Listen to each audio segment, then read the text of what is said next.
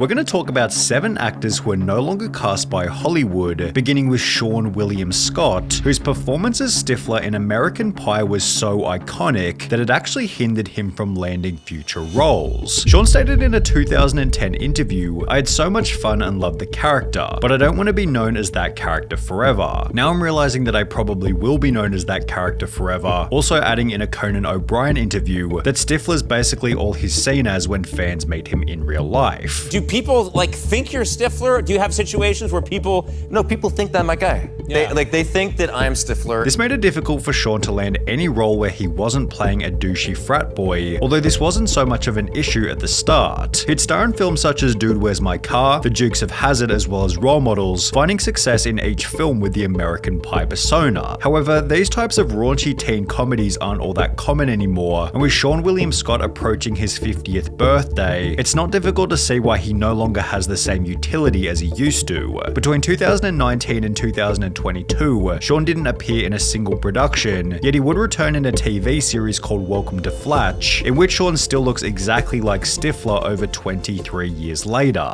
Although Seann William Scott isn't the only actor with this problem, as Christopher Mintz-Plasse has been unable to escape the legendary name McLovin ever since starring in Superbad. The movie was literally Chris's very first acting role, being cast for his unique nerdy appearance, which when plastered on a certain iconic fake ID, made him recognizable to everybody. He'd stated in a Vanity Fair interview, "The day after it came out, I was a nobody, 18 years old. I'd never done anything in my life. And then the next day I go to a Habit restaurant, and then someone across the way goes McLovin in front of like 40 people. Then I was like, oh, something is changing in the atmosphere here," leading to concerns from fellow Superbad co-star Emma Stone, who stated, "Is Chris Mintz-Plasse going to be called McLovin for the rest of his life?" Chris had found himself with the same curse as Seann William Scott, which is interesting as the two would star alongside each other only 1 year after Superbad, where Chris played a character very similar to McLovin. More than half of his 5 most recent films have been voice acting roles, possibly done so he could disassociate from McLovin, yet on the trailer for his most recent film called Honor Roll, one of the top comments is still, "You know you're getting old when McLovin from Superbad now plays guidance counselor roles in teen movies." Despite being unable to escape the curse of McLovin, Christopher Mintz-Plasse has managed to find success in the music industry with his band called Main Man. When asked during an interview, "Do you ever feel pulled toward acting or music more than the other?" Chris responded by stating, "I would love to keep balancing the two. I think I'm very lucky and grateful for where I am right now that I can do both. Acting, you can work for 3 months and not work for 6 months. So in that time, I love the momentum of music and everything that's going on. The momentum right now is very musical. I kind of just go with the flow, and it seems as though Jim Carrey has taken on a similar attitude." In the early days, Jim Carrey had a never-ending list of cult classic films. The Grinch, The Mask, The Truman Show, Dumb and Dumber, Ace Ventura, even Eternal Sunshine of a Spotless Mind was amazing. However, when was the last time you heard any hype around a Jim Carrey movie after maybe the second Dumb and Dumber almost 10 years ago? There's a good reason for this. Between 2016 and 2020, Jim Carrey took a 4-year hiatus from acting, which seemed to have been catalyzed by the death of his ex-girlfriend in late 2015. The tragedy not only resulted in grief, but Jim Carrey also had to spend the entirety of 2017 embroiled in various lawsuits related to her passing. He was dismissed of any legal wrongdoing in early 2018, yet only 6 months later in a Hollywood Reporter interview, it was explained that Jim Carrey was an actor who had effectively renounced his own celebrity after stating, "I just didn't want to be in the business anymore. I didn't like what was happening, the corporations taking over and all that. And maybe it's because I felt pulled toward a different type of creative outlet." Jim Carrey instead began to focus on painting, and while he would return to acting for a brief period in 2020, he'd go on to state this in April 2022.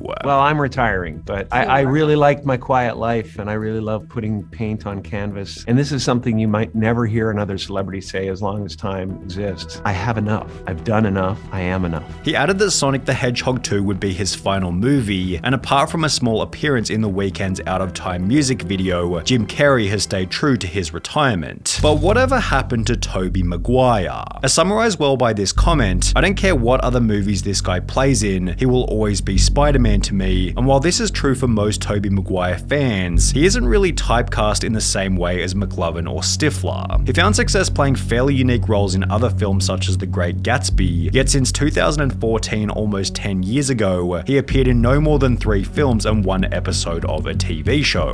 Why? He's not a romantic lead, he's not an action star, he's not a comedic actor, he's not a Shakespearean. His boyish good looks were appealing in his 20s and 30s, but not when he's in his early 40s. Basically, Tobey Maguire has a limited range as an actor, and there aren't many roles for him within that range. Besides being fairly limited in terms of what roles he can play, Tobey Maguire has also found himself in numerous media scandals. In 2015, it was reported that Maguire won as much as 30 to 40 million from illegal poker games over the course of 3 years, with most of this money having come from a hedge fund manager who's now serving 10 years in prison himself for running an illegal Ponzi scheme. The poker games were organized by a woman named Molly Bloom, who wrote in her memoir that Maguire asked her to bark like a seal who wants a fish in order to earn a $1,000 poker chip. The poker game organizer added that she tried to laugh it off. However, the actor persisted and said, "I'm not kidding, what's wrong? You're too rich now, you won't bark for $1,000? On top of this scandal, there are YouTube compilations dedicated solely to Tobey Maguire getting angry at paparazzi, although the main reason behind why he's disappeared from Hollywood is because he's busy making movies as opposed to acting in them. Despite having acted in only 4 productions since 2014, he's been the producer for 8 movies during the same time period, which is significantly more prolific than Taylor Lautner, who was blacklisted by Hollywood for a much more brutal reason. Taylor Lautner became an overnight sensation at the age of 16 after starring in the incredibly famous series Twilight, with his attractive physical appearance helping him to land the role and maintain an audience of dedicated teenage fangirls. Almost every Taylor Lautner interview focused on his body. So everybody's talking about the scene where you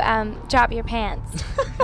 How was that? With the whole Team Jacob vs. Team Edward fiasco, helping Taylor Lautner to earn an estimated $40 million from the franchise. He was so famous that for 10 whole years, he didn't go to a grocery store, movie theater, or a mall, although over time this insane level of fame began to fade. The 4 movies he starred in after Twilight each failed to crack 6 stars on IMDb, the worst of which being described as a 4th-rate Hollywood thriller that bundles a lot of thievery from better movies, is entirely bereft of suspense or excitement, and features a leading man who absolutely positively cannot act. And by 2016, Taylor Lautner had stopped exercising altogether, leading him to lose the body that had made him so famous in the first place. And, you know, what happens when you don't want to see a gym is you start losing the 8-pack. Seeing it online was very tough. And being like, wow, he's let it all go. I was like, oh man, did I really let it all go? It'd be unfair to call Taylor Lautner's Twilight success lucky, as he definitely had to put in a lot of work prior to landing the role, but it did seem like he'd caught the right wave at the right time. The movie demanded a fit guy in his late teens, which Taylor Lautner suited perfectly at the time. However, this on its own was insufficient to ensure any long-term success. But while every person we've discussed so far has continued to land small roles here and there, it's time to talk about Cameron Diaz, who hasn't been cast in a single movie since 2014. She found massive success with movies such as Shrek, Charlie's Angels, and There's Something About Mary, holding the title of the highest paid actress over the age of 40, while appearing in multiple films every year up until her disappearance. So what happened? Well, unlike most of the others we've covered in this video, Cameron Diaz's vanishing from Hollywood instead came from her end. She'd explained in an interview with Kevin Hart that as someone who performed at the top level of her field, she needed to spend every waking hour focusing on the craft, and she was tired of living such a singular focused life. Cameron Diaz has instead had a baby, written 2 self-help books, and launched a wine brand called Aveline, which seems to be much more than what Sacha Baron Cohen has been up to. After Borat grossed over $250 million back in 2006, Sacha Baron Cohen saw a steady decline in the performance of every film afterwards. The Dictator did $180 million, Bruno did $140 million, yet by 2016, 2015, Grimsby did only $28 million on a budget of $35 million, meaning the film lost $7 million,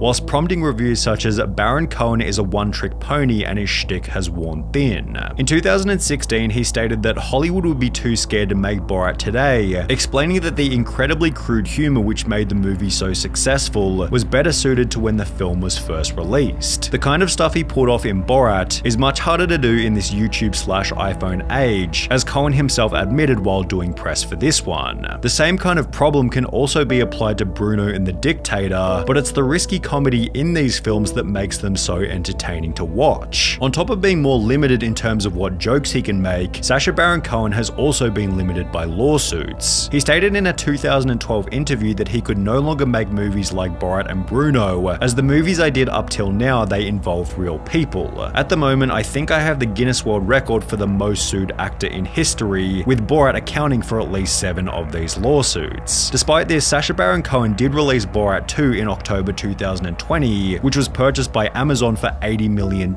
So while it's clear that he is still finding success with these roles, it'll be interesting to observe the performance of his next original film.